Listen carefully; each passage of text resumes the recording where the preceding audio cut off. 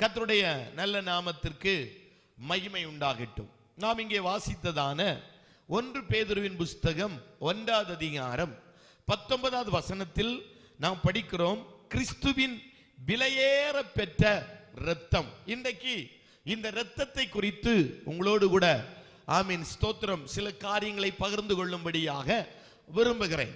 எப்பொழுதெல்லாம் இயேசுவின் இரத்தம் சிந்தப்பட்டது, அந்த இரத்தம் சிந்தினதினால் என்ன உண்டாயிற்று என்று சொல்லி சில காரியங்களை நாம் வேத புஸ்தகத்திலிருந்து தியானிக்க போகிறோம். ஆமீன். கல்வாரி குருசிலே இயேசு கிறிஸ்துவின் இரத்தம், கடைசி சொட்டு இரத்தம் வரை அவர் உங்களுக்காக எனக்காக முழு உலகத்தின் மனிதனுடைய மீட்புக்காக அவருடைய கடைசி சொட்டு இரத்தம் வரை சிந்தப்பட்டிருக்கிறது. அது எப்படிப்பட்ட இரத்தம் என்று சொன்னால், ஆட்டின் இரத்தமோ மாட்டின் இரத்தமோ ஏதோ ஒரு மிருகத்தின் இரத்தம் அல்ல. பழைய ஏற்பாட்டு காலத்திலே ஆமீன் ஆட்டின் இரத்தம் மாட்டின் இரத்தத்தை எடுத்து ஆமீன் ஸ்தோத்திரம் ஆமீன் ஒவ்வொரு பனிமூட்டுகளையும் அவர்கள் சுத்தம் பண்ணுகிறதை குறித்து நாம் வேத புஸ்தகத்தில் படிக்க முடியும். ஆனால் புதிய ஏற்பாட்டு காலத்திலே உங்களுக்காக எனக்காக ஆட்டின் இரத்தம் அல்ல மாட்டின் இரத்தம் அல்ல, உங்களுக்காக எனக்காக இயேசு கிறிஸ்துவின் விலையேற பெற்ற இரத்தம், கடைசி சொட்டு இரத்தம் வரை உங்களுக்காக எனக்காக அவர் சிந்தி நம்மை அவர் மீட்டு கொண்டாரே. அதற்காய் கை தட்டி ஒரு நிமிடம் கர்த்தரை மகிமைப்படுத்துங்க பார்க்கலாம். அது சாதாரணமான இரத்தம் அல்ல. அது எப்படிப்பட்ட இரத்தம் என்று சொன்னால், அது விலையேற பெற்ற இயேசு கிறிஸ்துவின் இரத்தமாய் காணப்படுகிறது. ஆமென். அப்படியானால் இயேசு எங்கெல்லாம் இரத்தம் சிந்தினார் அப்படின்னு நம்ம வேத புஸ்தகத்தில் நாம் தியானிக்கும் பொழுது, முதலாவது இயேசு இரத்தம் சிந்தின இடம் ஆமென் லூக்கா சுவிசேஷம் 22வது அதிகாரம் 44வது வசனத்தில் நாம் படிக்கும் பொழுது, கெர்சமனே தோட்டத்திலே இயேசு இரத்தம் சிந்தப்படுகிறது. வாசிக்கலாம். லூக்கா 22:44 வாசிப்போம். அவர் மிகவும் வியாகுலப்பட்டு அதிக ஊக்கத்தோட ஜெபம் பண்ணினார். அவருடைய வேர்வை இரத்தத்தின் பெரும் துளிகளாய் தரையிலே விழுந்தது. அப்படியானால் இயேசு முதலாவது இரத்தம் சிந்தின இடம் எங்கே என்று நாம் பார்க்கும் பொழுது, அவர் கெர்சமனே தோட்டத்திலே ஆமீன் முதலாவது இரத்தம் சிந்தப்படுகிறது. முழு மனுக்குலத்தின் பாரத்தை தன்மேலே ஏற்றுக்கொண்டு அவர் கெர்சமனே தோட்டத்திலே இயேசு ஜெபம் பண்ணுகிறார். ஜெபம் பண்ணும் பொழுது அங்கே ஒரு வார்த்தை அழகாய் சொல்லப்பட்டிருக்கிறது, அவருடைய வியர்வை இரத்தத்தின் பெரும் துளிகளாய். அப்படியானால் இயேசு எப்படி ஜெபித்திருக்கிறார் பாருங்கள். அவருடைய வியர்வை இரத்தமாகும் வரை இயேசு ஜெபித்திருக்கிறார். கெர்சமனே தோட்டத்திலே இயேசுவின் இரத்தம் சிந்தப்பட்டது. எதற்காக இரத்தம் சிந்தப்பட்டது? முழு மனுக்குலத்தின் பாரத்தை தன்மேலே அவர் ஏற்றுக்கொண்டார். ஏற்றுக்கொண்டதின் நிமித்தம் கெர்சமனே தோட்டத்தில் இயேசுவின் இரத்தம் சிந்தப்பட்டது. அல்லேலூயா சொல்லுங்க பார்க்கலாம். அப்படியே நாம் தியானிக்கும் பொழுது ஆமீன் ஸ்தோத்திரம். அடுத்ததாக இயேசுவின் இரத்தம் எங்கே சிந்தப்பட்டது? எப்பொழுது இயேசுவின் இரத்தம் சிந்தப்பட்டது? வாசிக்கலாம். மத்தேயு சுவிசேஷம் 27வது அதிகாரம் 26வது வசனத்தை நாம் படிக்கும் பொழுது வாசிக்கலாம். மத்தேயு சுவிசேஷம் 27:26 வாசிக்கலாம். அவர்களை விடுதலையாக்கி இயேசுவையோ வாரினால் அடிப்பித்து சிலுவையில் அறையும்படிக்கு ஒப்பு கொடுத்தார். ஆமென். இரண்டாவதாக இயேசுவின் இரத்தம் எப்பொழுது சிந்தப்பட்டது என்று சொன்னால், வாரினால் அடிக்கும் பொழுது இயேசுவின் இரத்தம் சிந்தப்படுகிறது. ஆமென் ஸ்தோத்திரம். தேவ பிள்ளைகளே, ரோமர்கள் ஒரு குற்றவாளிக்கு எப்படி தண்டனை கொடுக்கிறார்கள் என்று சொன்னால், ஒரு மனிதன் தீமை செய்வானானால், தப்பு செய்வானானால், அவனுடைய வஸ்திரத்தை முழுவதும் அவனுடைய சரீரத்திலிருந்து கழற்றி விடுவார்கள், கழற்றி எடுத்து விடுவார்கள். அவனை வஸ்திரத்தை கழற்றி எடுத்து அவனை நிர்வாணியாய் மாற்றிவிட்டு ஒரு கம்பத்தில் அவனை வைத்து கட்டுவார்களாம். நிர்வாணியாய் மாற்றி கம்பத்தில் வைத்து கட்டுவார்கள். கட்டிவிட்டு ஆமீன் ஒரு மரத்துண்டிலே பெரிய ரப்பர் வார்களை இணைப்பார்களாம். ஆமீன், ஸ்தோத்திரம். அந்த ரப்பர் வார்களை இணைத்து அதுல எலும்பு துண்டுகளையும் நரம்பு துண்டுகளையும் அந்த ரப்பரின் அற்றத்தில், நுனி அற்றத்தில் கட்டுவார்களாம். கட்டி ஆமீன் ஒரு போர் சேவகன் வலது பக்கத்திலையும் இன்னொரு போர் சேவகன் இடது பக்கத்திலே நின்று அடிப்பார்களாம். இதே போலதான் நம்முடைய ஆண்டவராகிய இயேசு கிறிஸ்துவிடத்தில் எந்த தப்பும் இல்லை, எந்த தவறும் இல்லை. இயேசுவை அதே போல போர் சேவகர்கள் அடிக்கிறார்கள்.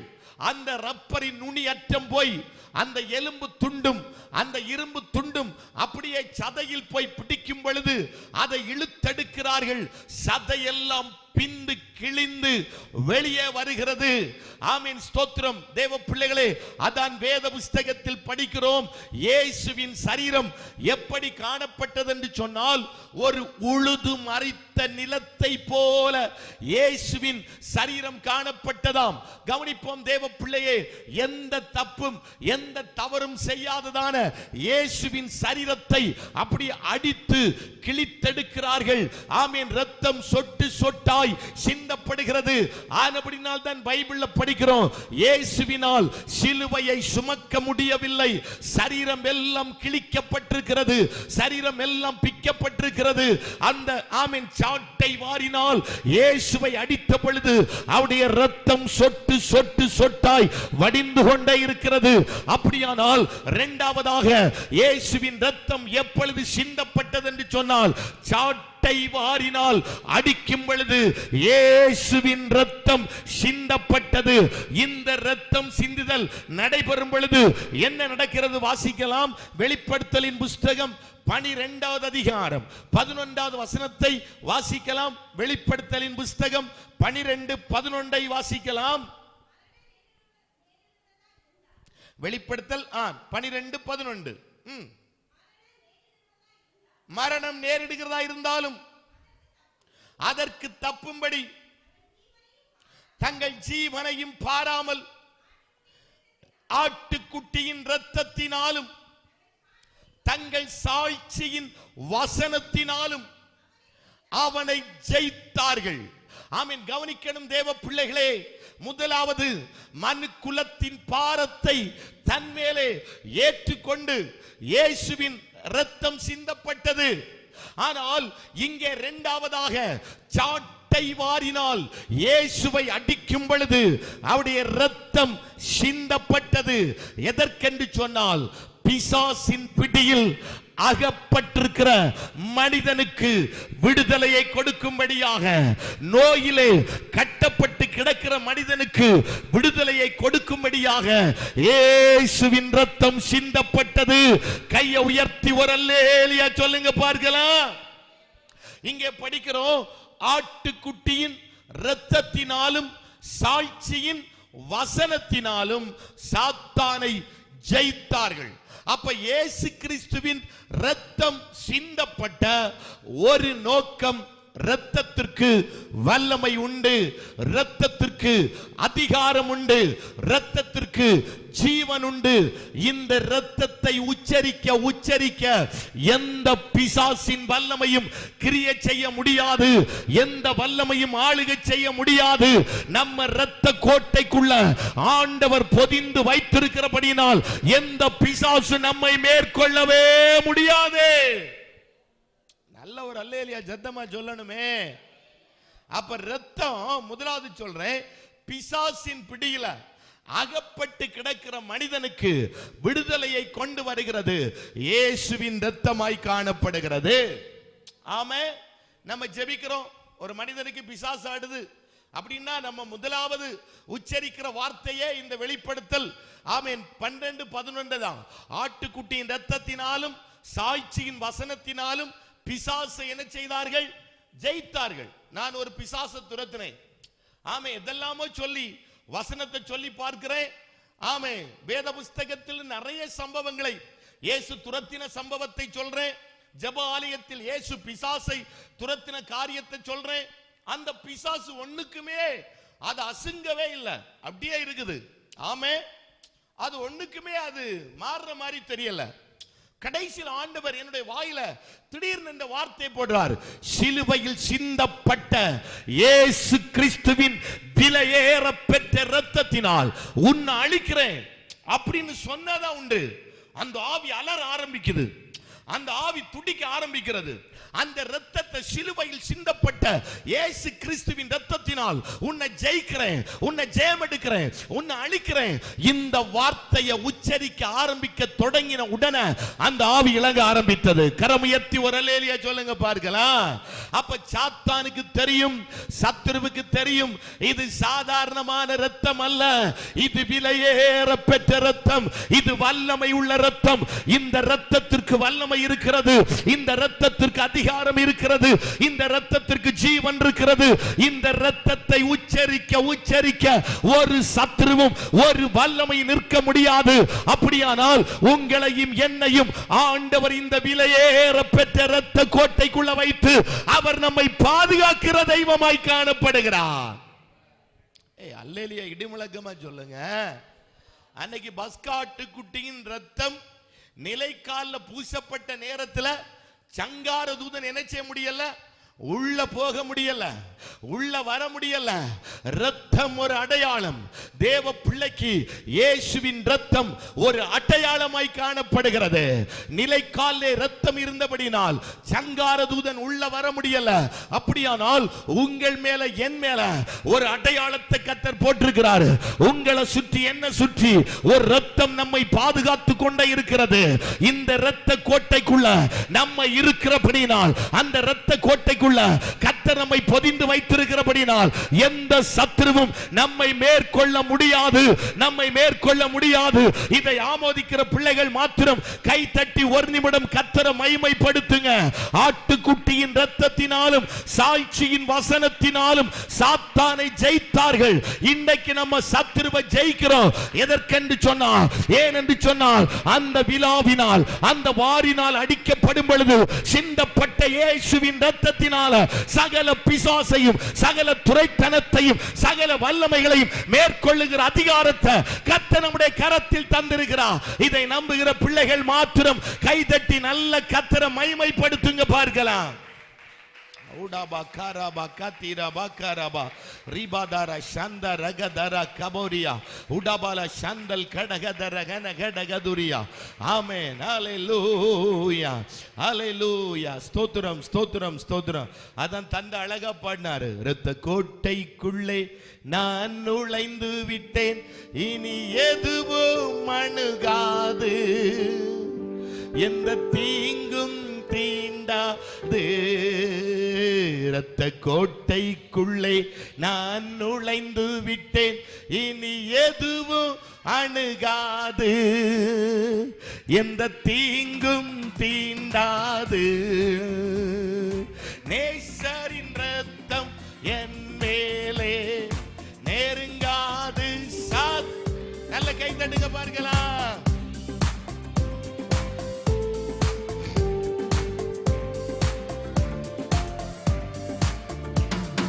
பாசமாய் சிலுவையில் பலியா நான் பாவத்தை வென்று விட்டார்.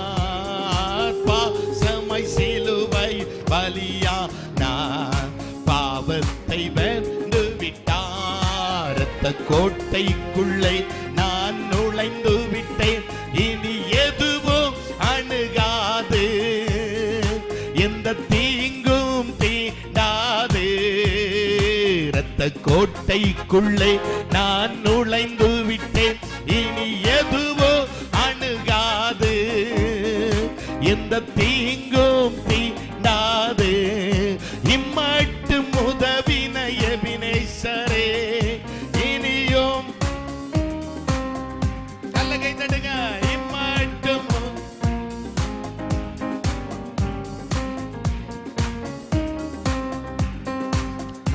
ஆயனை போல நடத்துகின்றார், அபிஷேகம் செய்கின்றார்.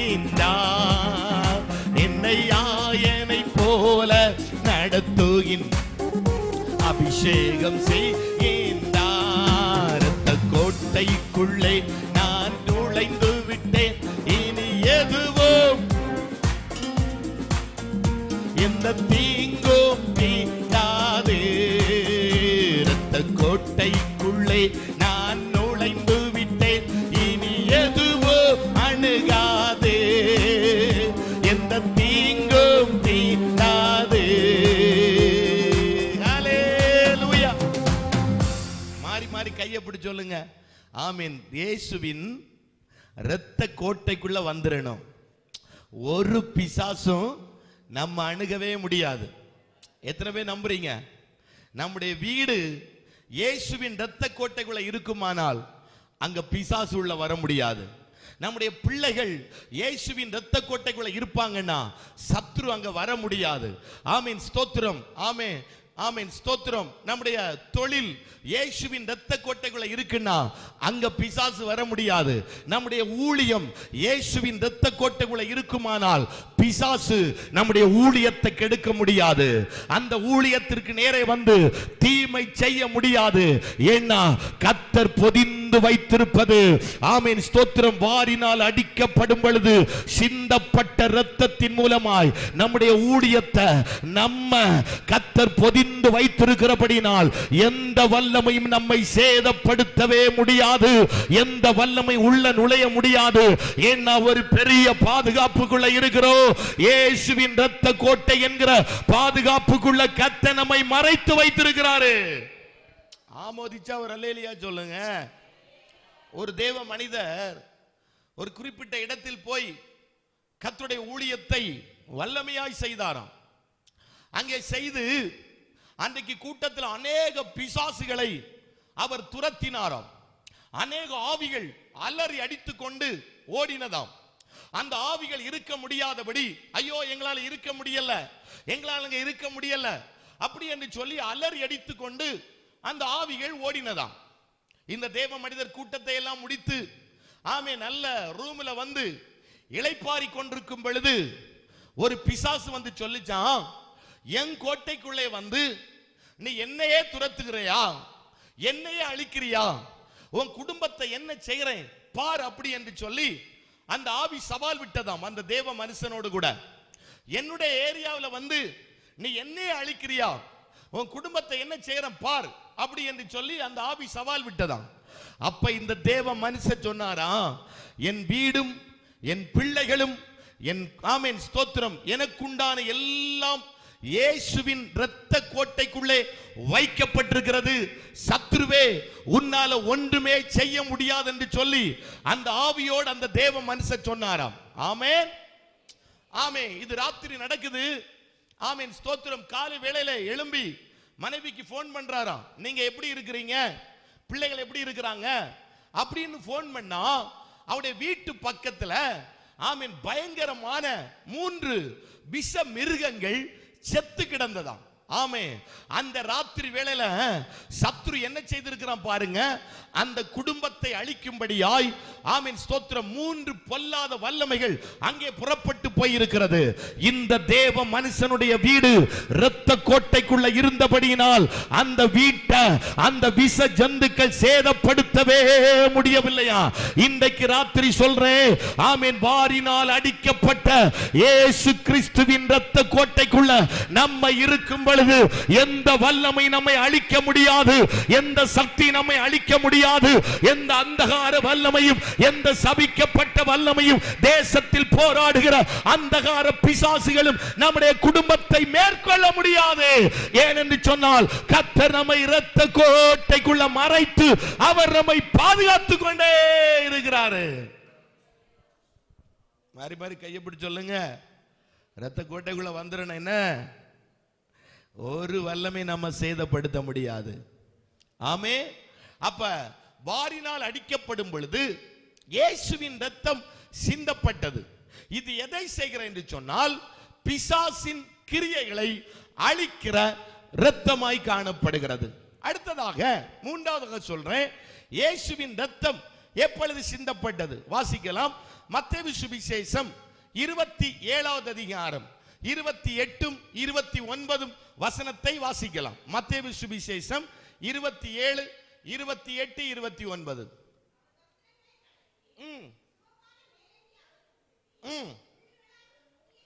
முள்ளுகளினால் ஒரு முடியை பின்னி அவர் சிரசின் மேல் வைத்து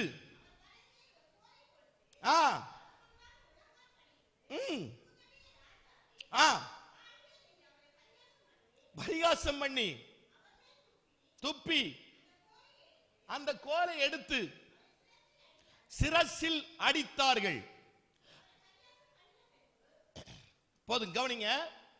மூன்றாவதாக சொல்றேன், இயேசுவின் இரத்தம் எப்பொழுது சிந்தப்பட்டது என்று சொன்னால், முள்கிரீடத்தை பின்னி தலையில் வைத்து அடித்த பொழுது இயேசுவின் இரத்தம் சிந்தப்பட்டது. இஸ்ரவேல் தேசத்தில் நிறைய முள் இருக்கிறது. ஆனால் ஒரு முள், அது ஸ்தோத்திரம், பீனா கிறிஸ்டினா என்கிறதான ஒரு முள். அந்த முள் எப்படி இருக்கும் என்று சொன்னால், மொட்டு பின்னை போல கூர்மையும் ஆணியை போல வலிமையுமாய் காணப்படுமாம். அந்த முள் மொட்டு பின்னை போல கூர்மையும் ஆணியை போல வலிமை உள்ளதாய் காணப்படுமா. அந்த முள்ளை எடுத்து முள்கிரீடத்தை சூட்டி இயேசுவின் தலையில் வைத்து, வேத ஆசிரியர் இப்படியாக சொல்றாரு, 600 போர் சேவகர்கள் நின்று அவருடைய முள்கிரீடத்தை வைத்து அடித்தார்களாம். இயேசுவின் தலையில் முள்கிரீடம் வைத்து அடிக்கப்பட்டதாம். அந்த முள்கிரீடத்தை வைத்து அடிக்கும் பொழுது இயேசுவின் இரத்தம் சிந்தப்பட்டது. எதற்காக இந்த இரத்தம் இப்பொழுது சிந்தப்பட்டது என்று சொன்னால், மனுக்குலத்தின் சாபத்தில் இருந்து விடுதலை கொடுக்கும்படியாக இயேசுவின் இரத்தம் சிந்தப்பட்டது. ஒரு அல்லேலூயா சொல்லுங்க. அந்த சாபத்தை அவர் தன்மேல் ஏற்றுக்கொண்டிருக்கிறார். மனிதன் சாபத்திலையும் பாவத்திலையும் வாழ்கிறதை விரும்பாத தெய்வம் அந்த முள்கிரீடத்தை வைத்து அடிக்கும் பொழுது இயேசுவின் இரத்தம் சிந்தப்பட்டது. எதற்கென்று சொன்னால், சாபத்தில் வாழ்ந்து கொண்டிருக்கிற மனிதனுக்கு அந்த சாபத்தில் இருந்து விடுதலையை கொடுக்கும்படியாக இயேசு கிறிஸ்துவின் இரத்தம் சிந்தப்பட்டது. இன்னைக்கு சொல்றேன் தேவ பிள்ளைகளே, சில வேளையில் உங்களுடைய குடும்பங்களிலே பலவிதமான சாபங்கள் காணப்படலாம்.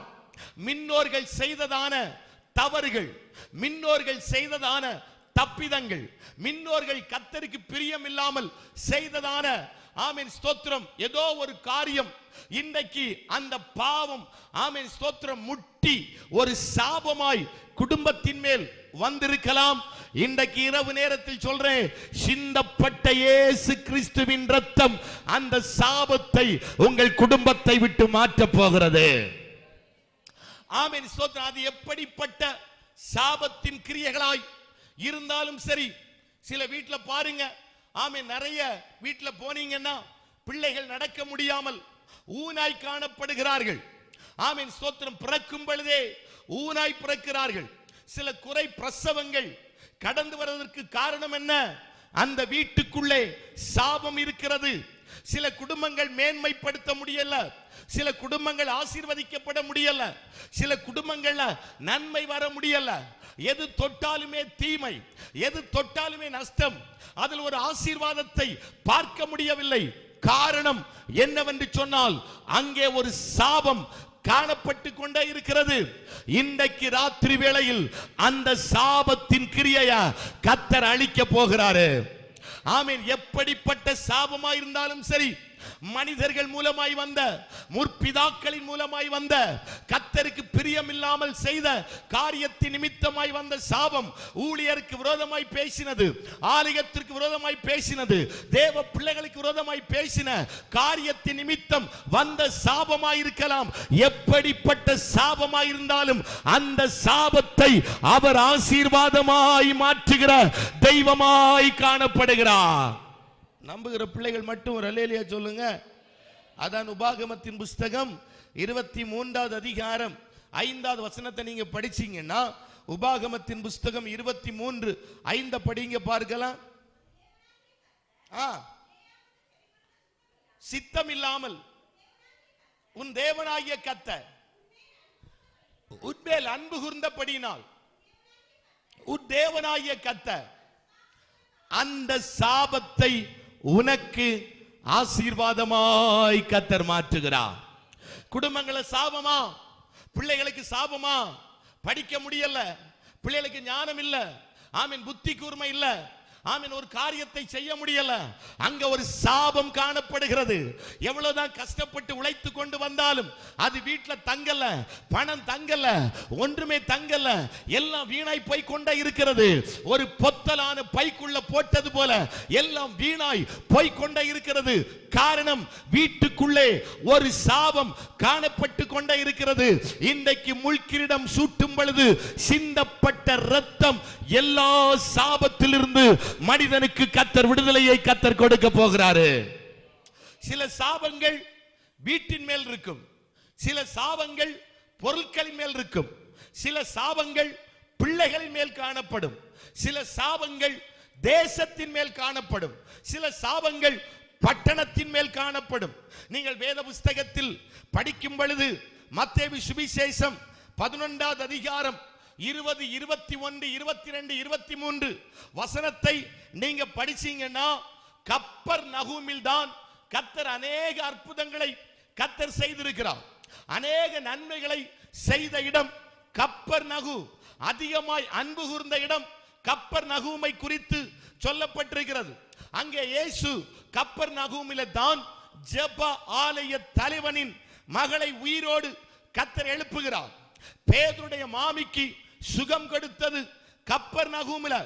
ஆமென். 5 அப்பத்தையும் 2 மீனை கொண்டு 5000த்திற்கும் அதிகமான ஜனத்தை ஆமென் போதித்து, ஆமென், பகிர்ந்து கொடுத்து அற்புதத்தை வெளிப்படுத்துகிறார். ஆமென், ஸ்தோத்திரம். திமிர்வாதக்காரனுக்கு சுகத்தை கொடுத்தது ஆமென் கப்பர்நகூமிலே.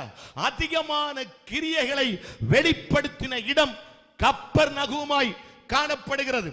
இவ்வளவு அற்புதத்தை, இவ்வளவு அதிசயத்தை, கர்த்தர் நடப்பித்த கிரியைகளை, நன்மைகளை பார்த்த ஜனங்கள் இயேசுவை விசுவாசிக்க, இயேசுவை ஏற்றுக்கொள்ள மனமில்லாமல் காணப்பட்டபடினால் கர்த்தர் கப்பர்நகூமுக்குள்ளே ஆமென், ஸ்தோத்திரம், கிபி 400ஆம் ஆண்டில ஒரு பெரிய பூமி அதிர்ச்சியை கர்த்தர் வரப்பண்ணினாராம். கப்பர்நகூம் பட்டணத்தை முழுவதும் கர்த்தர் அழித்து போட்டார், கவிழ்த்து போட்டாராம். அதுக்கு அப்புறமாய் எத்தனையோ ராஜாக்கள் எழும்பி அந்த பட்டணத்தை கட்ட வேண்டும் என்று சொல்லி முயற்சி பண்ணின பிற்பாடும் இன்றைக்கு வரை அது கட்டப்படல, கட்டப்பட முடியல. காரணம், கப்பர்நகூமின் மேல் கர்த்தருடைய கோபம் வெளிப்பட்டது, கர்த்தருடைய சாபத்தின் வல்லமை வெளிப்பட்டது. ஏன் என்று சொன்னால், அநேக அற்புதத்தை செய்த இடம் கப்பர்நகூம். ஜனங்கள் விசுவாசியாமல், ஜனங்கள் நம்பாமல் இருந்தபடினால் அந்த பட்டணத்தை முழுவதும் கர்த்தர் அழித்து போட்டு விட்டார். அப்படியானால் தேவ பிள்ளையே ஒன்றை புரிந்து கொள்ளணும், தேசத்தின் மேல், பட்டணத்தின் மேல் சாபங்கள் காணப்படுகிறது. இன்றைக்கு ராத்திரி வேளையில் சிந்தப்பட்ட இயேசு கிறிஸ்துவின் இரத்தம் தேசத்தில் காணப்படுகிற, பட்டணத்தில் காணப்படுகிற அத்தனை சாபத்தையும் தேசத்தை விட்டு கர்த்தர் மாற்றி தேசத்திற்குள்ளே ஒரு பெரிய மாற்றத்தை, ஒரு பெரிய ரட்சிப்பை கர்த்தர் பட்டணங்களுக்குள்ள கர்த்தர் வெளிப்படுத்த போகிறார். இதை நம்புகிற பிள்ளைகள் ஒரு நிமிடம் கைகளை தட்டி நல்ல கர்த்தரை மகிமைப்படுத்துங்க பார்க்கலாம். உடாபா கரபாலா கந்தலா கத்தலா. உங்க வீடு சாபத்தினால் காணப்படுகிறதா? உங்கள் புருஷர்கள் சாபத்தினால் இருக்கிறார்களா? உங்க பிள்ளைகள் சாபத்தினால் இருக்கிறார்களா? அந்த சாபம் இன்றைக்கு குடும்பத்தை விட்டு, தேசத்தை விட்டு, பட்டணத்தை விட்டு மாறுவதாக. மாறி மாறி கையை பிடிச்சு சொல்லுங்க, எந்த சாபத்திற்கும் நம்ம இடம் கொடுத்துடக்கூடாது. ஒரு தேவ மனிதருடைய சாட்சி, அவர் பயங்கரமாய் விக்கிரகங்களை ஆராதிக்கிற மனிதர். ஆமென், ஸ்தோத்திரம். மலைகள் எல்லாம் போய் பொல்லாத கிரியைகளை செய்து குடும்பங்களை நாசமாக்குற ஒரு வீடு. அந்த வீட்டில் தொடர்ச்சியாய் 36 மரணங்கள் கண்டினியூவாய் நடந்ததாம். பெரியவர்கள், சிறியவர்கள் என்று சொல்லி 36 மரணங்கள் அங்கே தொடர்ச்சியாய் நடந்ததாம். ஏன்னா இவர்கள் அநேக குடும்பத்தை கெடுத்தபடினால், அநேக குடும்பத்தை அழித்தபடினால் அந்த வீட்டின் மேல், அந்த குடும்பத்தின் மேல் கர்த்தர் சாபத்தை ஆண்டவர் வரப்பண்ணினாராம். 36 மரணங்கள் கண்டினியூவா நடந்ததாம். அப்பொழுது ஒரு மனிதன் போய் தேவ சமூகத்தில் விழுந்தாராம். ஆண்டவரே, என் குறைய மன்னிங்க, எங்க தப்ப மன்னிங்க, எங்க முன்னோர்கள் செய்த தவற மன்னிங்க, அந்த அக்கிரமத்தை மன்னிங்க, அந்த பாவத்தை மன்னிங்கன்னு தேவ மனிதர் போய் தேவ சமூகத்தில் விழுந்த பொழுது தொடர்ச்சியாய் நடந்த 36 மரணங்களும் அப்படியே நின்று போய் அந்த குடும்பத்திற்குள்ளே ஒரு பெரிய மாற்றத்தை கர்த்தர் உண்டு பண்ண ஆரம்பித்தாரா, பெரிய மாறுதலை கர்த்தர் உண்டு பண்ண ஆரம்பித்தாரா. அப்படியானால் தேவ பிள்ளையே, உண்மையாய் மனஸ்தாபப்பட்டு உடைந்த இருதயத்தோடு, உடைந்த உள்ளத்தோடு நீ தேவ சமூகத்தில் வருவாயானால் உன் பாவத்தை மன்னிக்க, உன் சாபத்தை மன்னிக்க இயேசு கிறிஸ்துவின் இரத்தம் அது வல்லமை உள்ள இரத்தமாய் காணப்படுகிறது. இன்றைக்கு ராத்திரி வேளையில சொல்றேன், நம் நிமித்தமாக நம்முடைய பிள்ளைகளுக்கோ, நம்முடைய தேசத்திலேயோ, நம்முடைய பட்டணத்திலேயோ கர்த்தரை ஆராதிக்கிற பிள்ளைகள் நிமித்தம் ஒரு சாபமும் வந்துவிடக் கூடாது.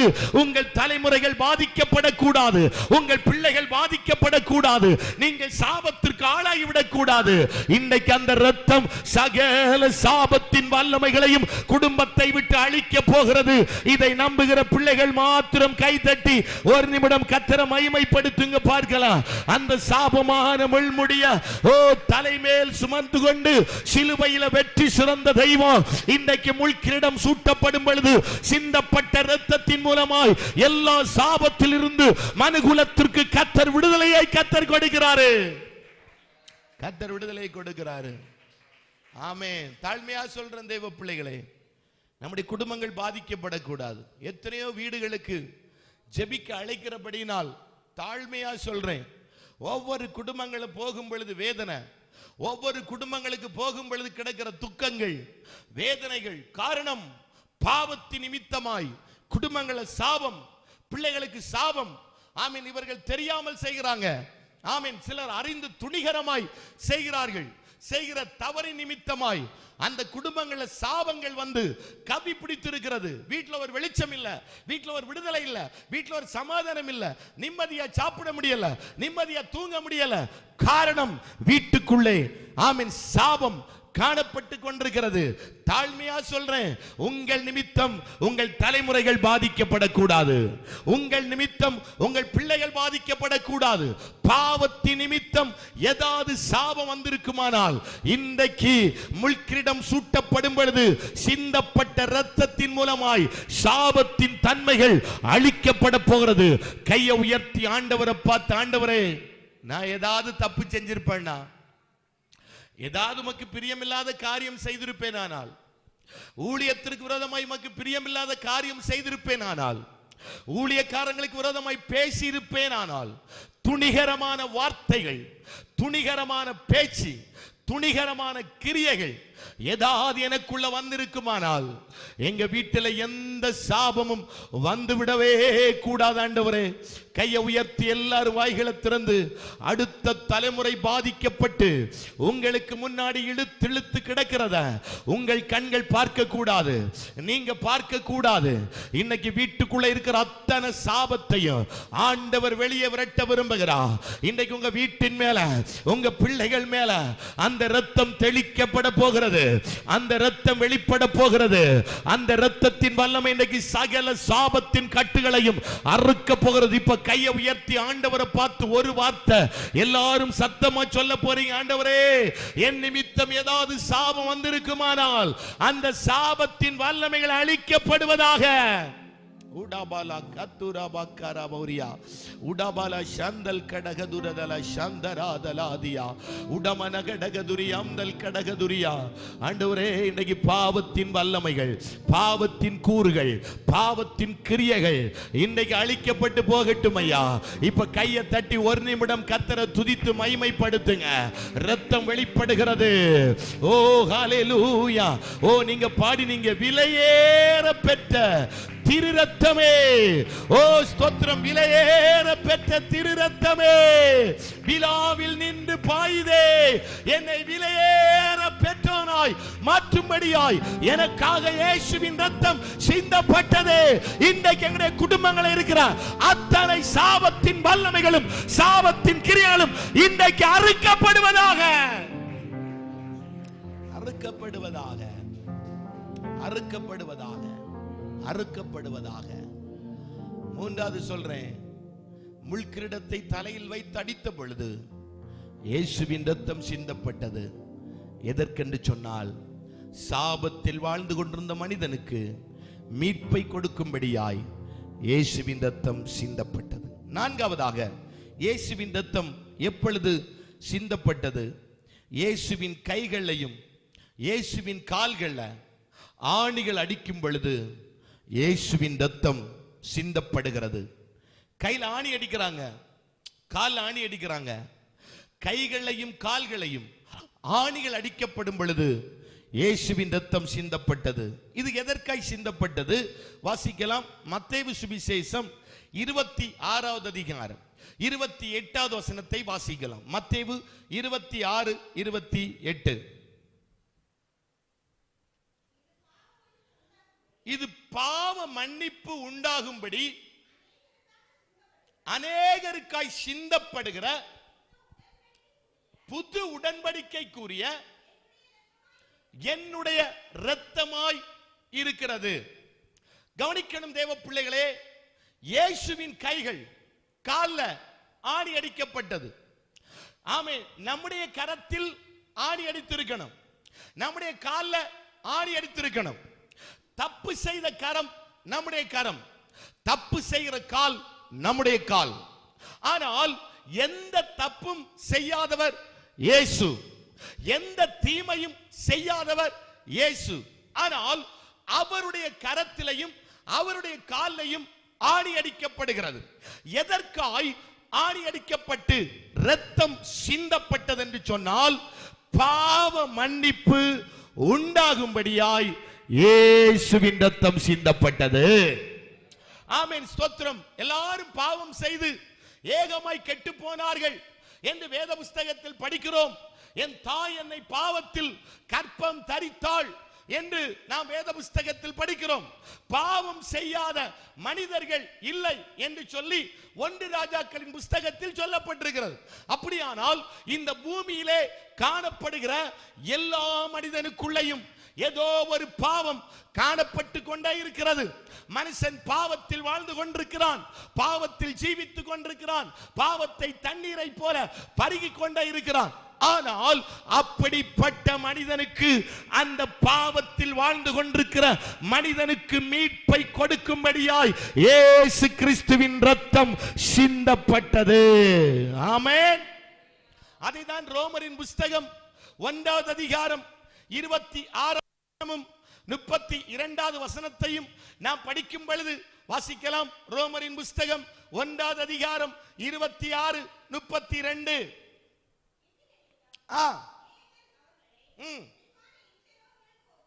இழிவான இச்சை ரோகங்களுக்கு ஒப்பு கொடுத்தார்.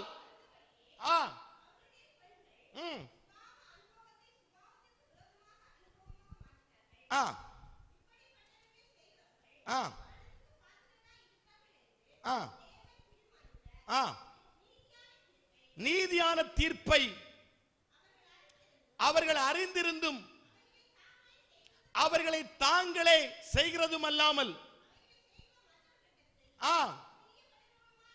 இருக்கிறார்கள். பாருங்கள், பாவம் செய்து தேவனோடு உள்ள தொடர்பு நஷ்டப்பட்டு தேவனோடு உள்ள ஐக்கியம் நஷ்டப்பட்டதாய் காணப்படுகிறது. ஆமென், ஸ்தோத்திரம். தேவ பிள்ளைகளே, அப்படியானால் பாவத்தில் வாழ்ந்து கொண்டிருக்கிற மனிதனுக்கு மீட்பை கொடுக்கும்படியாய் இயேசு கிறிஸ்துவின் இரத்தம் சிந்தப்பட்டது. நீங்கள் எபேசியரின் புஸ்தகம் 1வது அதிகாரம் 7வது வசனத்தை வாசிங்க. எபேசியர் 1:7. சீக்கிரமாய்.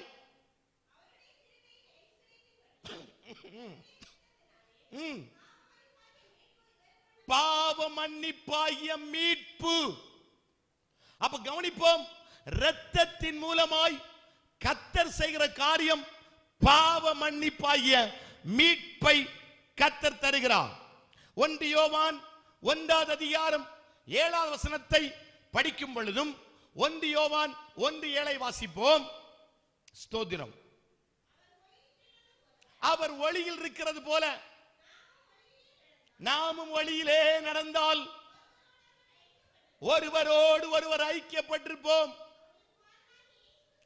அவருடைய குமாரனாகிய இயேசு கிறிஸ்துவின் இரத்தம் சகல பாவங்களையும் நீக்கி நம்மை சுத்திகரிக்கிற இரத்தமாய் காணப்படுகிறது. அதான் எபிரேயர்ல படிக்கிறோம் 9:22. இரத்தம் சிந்துதல் இல்லாமல் பாவ மன்னிப்பு உண்டாகாது. 9:22 சொல்லப்பட்டிருக்கிறது. ஆமென், ஸ்தோத்திரம். கொலோசியர் 2:13 அக்கிரமங்களினாலும் பாவத்தினாலும் மரித்து கிடந்த நம்மை அவர் உயிர்ப்பித்திருக்கிறார். ஆமென், ஸ்தோத்திரம். தேவ பிள்ளைகளே, அப்படியானால் ஆமென், பழைய ஏற்பாட்டில் புறாவின் ரத்தம், கடாவின் ரத்தம் சிந்தப்பட்டது. புதிய ஏற்பாட்டில் இயேசு கிறிஸ்துவின் விலையேற பெற்ற ரத்தம் சிந்தப்பட்டிருக்கிறது. எதற்கென்று சொன்னால் பாவ மன்னிப்பு உண்டாகும்படியாய் நமக்காக சிந்தப்பட்ட இயேசு கிறிஸ்துவின் இரத்தமாய் காணப்படுகிறது. அல்லேலூயா. அப்ப பாவத்தில் வாழ்ந்து கொண்டிருக்கிற மனிதனுக்கு மீட்பை கொடுக்கும்படியாய், ஆமீன், ஸ்தோத்திரம், நமக்குள்ளே நிறைய பாவங்கள் காணப்படலாம். ஆமீன், தெரிந்த பாவங்கள், தெரியாமல் பாவங்கள், அறிந்த பாவங்கள், அறியாத பாவங்கள், துணிகரமாய் செய்கிற பாவங்கள், ஆமீன், விபச்சார வேசித்தன பாவங்கள், ஆமீன், ஸ்தோத்திரம், மற்றவங்களுக்காக ஜெபிக்காமல் இருப்பது பாவம் என்று சொல்லப்பட்டிருக்கிறது. விக்கிரகங்களை ஆராதிப்பது பாவம் என்று வேத புஸ்தகத்தில் படிக்கிறோம். இப்படி ஏராளமான பாவங்கள் நமக்குள்ளே காணப்பட்டு கொண்டே இருக்கிறது. இந்த பாவத்தில் வாழ்ந்து கொண்டிருந்த மனிதனுக்கு மீட்பை கொடுக்கும்படியாக இயேசு கிறிஸ்துவின் இரத்தம் சிந்தப்பட்டது. அல்லேலூயா சொல்லுங்க பார்க்கலாம். அப்ப பாவத்திலிருந்து மீட்பை கொடுக்கும்படியாக, ஆமீன், கைகள் கால்ல ஆணி அடித்த இரத்தம் சிந்தப்படுகிறது. ஆமீன், தேவன் அண்டை வரும் பொழுது அவன் எப்படிப்பட்ட பாவியா இருக்கலாம், எப்படிப்பட்ட பாவ காரியத்தை செய்திருக்கலாம், எப்படிப்பட்ட துணிகரமான பாவத்தில் அவன் வாழ்ந்திருக்கலாம். ஆனால் ஒரு மனிதன் உண்மையாக இயேசுவண்டை அவன் வரும் பொழுது அவன் எப்பேற்பட்ட பாவியா இருந்தாலும் சரிதான், அவருடைய இரத்தம் சகல பாவத்தையும் நீக்கி அவனுக்கு விடுதலையை கொடுக்கிறது. இயேசுவின் இரத்தமாய் காணப்படுகிறது. நண்பனே, பாவம் உனக்குள்ள காணப்படலாம். பாவ ஜீவியத்தில் நீ வாழ்ந்து கொண்டே இருக்கலாம். ஆமீன், வாயில பயங்கரமான கெட்ட வார்த்தைகள், பைபிள் சொல்லுது, உன் வாயில் கெட்ட வார்த்தைகள் வராதிருப்பதாக என்று வேத புஸ்தகத்தில் படிக்கிறோம். ஆனால் கர்த்தரை ஆராதிக்கிற பிள்ளைகளுக்குள்ளே துணிகரமாய் கெட்ட வார்த்தைகள், சாபம் போடுகிற வார்த்தைகள், பிறரை குறை சொல்ற வார்த்தைகள், குற்றம் சொல்ற வார்த்தைகள், ஆமீன், இப்படிப்பட்ட பாவத்திற்குள்ளே நீ சிக்கப்பட்டிருக்கலாம், நீ அகப்பட்டிருக்கலாம். இன்றைக்கு ராத்திரி வேளையில் உன்னை சுத்திகரிக்கிற இரத்தம், உன்னை விடுதலையாக்குற இரத்தம் இன்றைக்கு உன்மேல் பாய்ந்து வரப்போகிறது. ஆமோதிச்சா கையை உயர்த்தி நல்ல ஒரு அல்லேலூயா சொல்லுங்க. அது எப்படிப்பட்ட பாவமாயிருந்தாலும் சரிதான், எப்படிப்பட்ட பொல்லாத கிரியைகளாய் இருந்தாலும் சரிதான், இயேசுவின் இரத்தம் இன்றைக்கு உங்களை சுத்திகரிக்க போகிறது. உங்கள் பாவத்திலிருந்து விடுதலையை கர்த்தர் தரப்போகிறார். ஆமென், ஒரு அல்லேலூயா சொல்லுங்கள். ஐந்தாவதாக, இயேசுவின் இரத்தம் எப்பொழுது சிந்தப்பட்டது? கொலோசியரின் புஸ்தகம் 1 அதிகாரம் 20 வசனத்தை நீங்க வாசிக்கும் பொழுது, இயேசு, ஆமென், ஸ்தோத்திரம், சிலுவையில் தொங்கும் பொழுது அவருடைய இரத்தம் சிந்தப்படுகிறது. வாசிக்கலாம். கொலோசியர் 1:20. அவர் சிலுவையில் சிந்தின இரத்தம். அப்ப கவனிங்க, சிலுவையில தொங்கும் பொழுது இயேசுவின் இரத்தம் சிந்தப்பட்டது. இது எதற்காக சிந்தப்பட்டதுன்னா, லூக்கா சுவிசேஷம் 2 அதிகாரம் 14 வசனத்திலையும், எபேசியரின் புஸ்தகம் 2 அதிகாரம் 13-16 வசனத்தை நீங்கள் படிக்கும் பொழுது, பூமியிலே சமாதானத்தை, ஆமீன், உண்டாக்கும்படியாய் இயேசுவின் இரத்தம் சிந்தப்பட்டது. அல்லேலூயா. அந்த சிலுவையில் சிந்தப்பட்ட இரத்தத்தின் நிமித்தம் பூமியிலே ஆண்டவர் சமாதானத்தை உண்டு பண்ணினார். ஆமென், ஸ்தோத்திரம். சமாதானம், ஆமென், இன்றைக்கு ஜனங்களுக்குள்ள இல்ல, வீடுகளுக்குள்ள இல்ல, சமாதானமற்றவர்களாய் அலைந்து கொண்டே இருக்கிறார்கள். எங்க சமாதானம்? எப்படி சமாதானம் கிடைக்கும்? பல புண்ணிய ஸ்தலங்களுக்கு அலைகிறார்கள், பல நேர்ச்சைகளை பண்ணுகிறார்கள். ஐயோ, இங்க போனா சமாதானம் கிடைக்குமா, அங்க போனா சமாதானம் கிடைக்குமா? பல இடத்தில் அலைந்து கொண்டே இருக்கிறார்கள். சமாதான பிரபு நம்முடைய ஆண்டவராகிய இயேசு கிறிஸ்து, அவர்தான் சமாதானத்தை கொடுக்கிற தெய்வம்.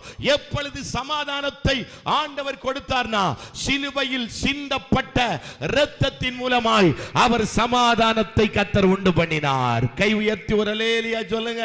அத நம்ம பாடும் பொழுது, சமாதான காரணர் நீங்க தானே, சர்வ வல்லவரும் நீங்க தானே, சமாதான காரணர் நீங்க தானே, சர்வ வல்லவரும் நீங்க தானே.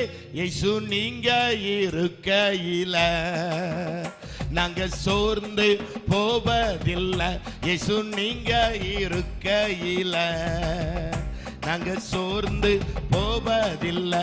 நீங்க எல்லாமே பார்த்து கொள்வீங்க, நீங்க எல்லாமே பார்த்து கொள்வீங்க, நீங்க எல்லாமே பார்த்து கொள்வீங்க, நீங்க எல்லாமே பார்த்து கொள்வீங்க.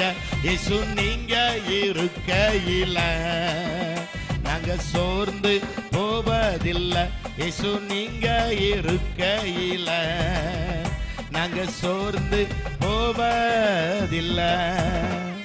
சிலுவையில் சிந்தும் பொழுது இயேசுவின் இரத்தம் சிந்தப்பட்டது. சமாதானத்தை உண்டு பண்ணும்படியாய் இயேசுவின் இரத்தம் சிந்தப்பட்டது. ஆறாவதாக இயேசுவின் இரத்தம் எப்பொழுது சிந்தப்பட்டது? யோவான் 19:34 இதை நாம் படிக்கும் பொழுது, இயேசுவில் விலாவிலே குத்தும் பொழுது, ஆமென், இரத்தமும் தண்ணீரும் புறப்பட்டு வந்தது என்று வேத புஸ்தகத்தில் படிக்கிறோம். ஆமென், ஸ்தோத்திரம். இயேசுவின் இரத்தம் விலாவிலே குத்தப்படும் பொழுது இயேசுவின் இரத்தம் சிந்தப்படுகிறது. கரம் உயர்த்தி ஒரு அல்லேலூயா சொல்லுங்க. இந்த இரத்தம் எதற்காய் சிந்தப்பட்டது?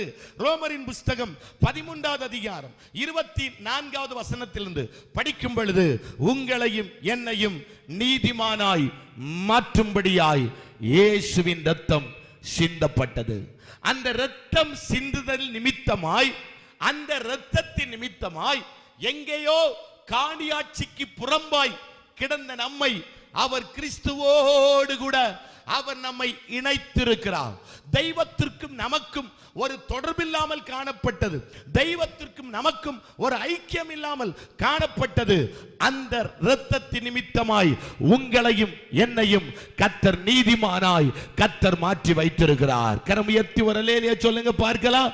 அப்ப நீதிமானாய் நம்மை மாற்றுகிறது இயேசுவின் இரத்தம். அப்படியானால் இன்றைக்கு அந்த இரத்தத்தின் வல்லமை நம்மேல் வெளிப்பட போகிறது.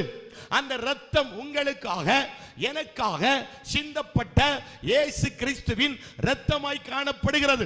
ஆமென். சில பொல்லாத கிரியைகள், சில பொல்லாத வல்லமைகள் உங்களோடு கூட போராடலாம், உங்களோடு கூட கிரியை செய்யலாம். தேவ பிள்ளைகளை அழிக்கும்படியாய், வாழ்க்கையை அழிக்கும்படியாய், ஜீவியத்தை அழிக்கும்படியாய் சத்துரு பலவிதத்தில் கிரியை செய்து நம்முடைய வாழ்க்கையை அழித்து போட சத்துரு பலவிதத்தில் கிரியை செய்யும் பொழுது அந்த இரத்தத்தின் வல்லமை இன்றைக்கு நம்மேல் ஊற்றப்பட போகிறது. அந்த இரத்தம் நமக்காய் சிந்தப்பட்ட விலையேற பெற்ற இரத்தம் நம்மை பாதுகாக்க போகிறது. செய்வின மந்திரம், சூனியம், ஏவல், எந்த வல்லமைகள் எழும்பி வந்தாலும் எல்லாவற்றையும் அழித்து, எல்லா பொல்லாத கிரியைகளையும் அழித்து நமக்கு ஜெயத்தை தருகிறது இயேசுவின் இரத்தமாய் காணப்படுகிறது. அவருடைய இரத்தம் இன்றைக்கு சகல பாவத்தையும் கழுவி நம்மை சுத்திகரிக்க போகிறது.